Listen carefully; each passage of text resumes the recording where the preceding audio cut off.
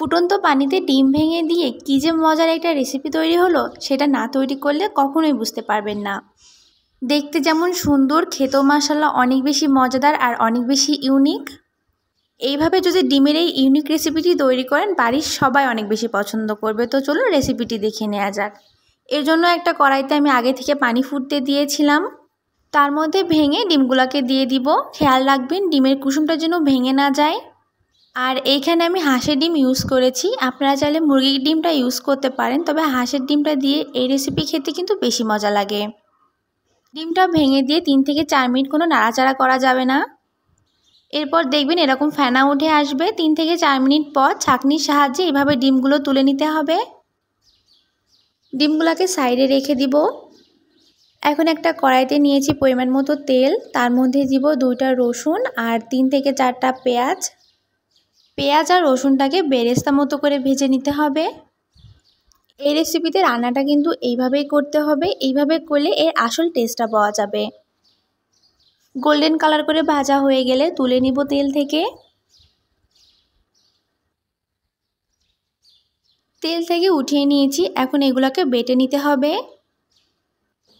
এখন এই সেম কড়াইতে আমি আরেকটু তেল দিয়ে নিয়েছি, এর মধ্যে এখন দেব 3 থেকে 4টা এলাচ আর কিছু দারচিনি, সাথে দিব 2টা তেজপাতা। গোটা মশলাটাকে আগে ভেজে নিব। এরপর এখানে অ্যাড করব কাঁচামরিচ আর পেঁয়াজ বাটা, আর ভেজে রাখা পেঁয়াজ আর রসুনের ওই বেরেস্তা, সাথে দিব 1 চা চামচ আদা বাটা। মরিচটা কিন্তু এখানে নিজেদের স্বাদ অনুযায়ী ব্যবহার করবেন, কারণ এখানে কোনো মরিচের গুঁড়া ব্যবহার করব না, তাই তরকারির ঝাল অনুযায়ী এখানে মরিচটা ব্যবহার করতে হবে।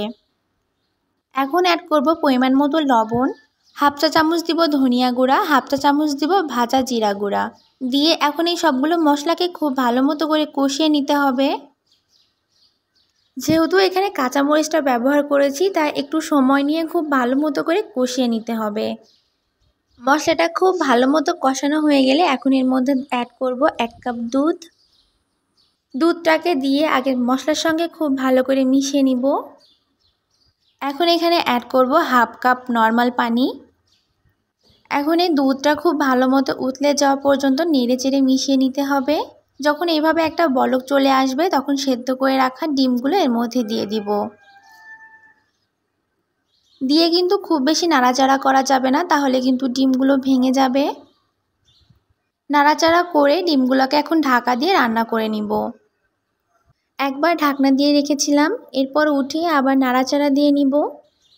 এখন এর মধ্যে অ্যাড করব 3 থেকে 4টা কাঁচামরিচ, এতে করে অনেক সুন্দর একটা ফ্লেভার আসবে। দিয়ে আবারও ঢেকে দিব। ডিমের রান্নাটা প্রায় হয়ে এসেছে। এখন এর মধ্যে দিব 1/2 চা চামচ ভাজা জিরা গুঁড়া আর সামান্য একটু গরম মশলা গুঁড়া, এটা অপশনাল। গরম মশলাটা আমার খুব ভালো লাগে তাই অ্যাড করেছি, আপনারা চাইলে অ্যাড নাও করতে পারেন। এখন নিজেদের পছন্দ মতো ঘনত্বে তরকারিটা রান্না করে নিতে হবে। উপরে যখন এরকম একটু তেল ভেসে আসবে, তখনই বুঝে নিতে হবে রান্নাটা হয়ে গেছে। চুলা থেকে নামিয়ে নিয়েছি, দেখতে পাচ্ছেন লুকটা কত সুন্দর এসেছে। আর খেতেও মাশাআল্লাহ অনেক বেশি মজা হয়েছিল। চাইলে এইভাবে একবার ট্রাই করে দেখতে পারেন, বাসার সবাই অনেক বেশি পছন্দ করবে। ডিমের এই একদম ইউনিক একটা রেসিপি, আশা করি আপনাদের ভালো লাগবে। দেখা হবে নতুন আরেকটি ভিডিওতে। আল্লাহ হাফেজ।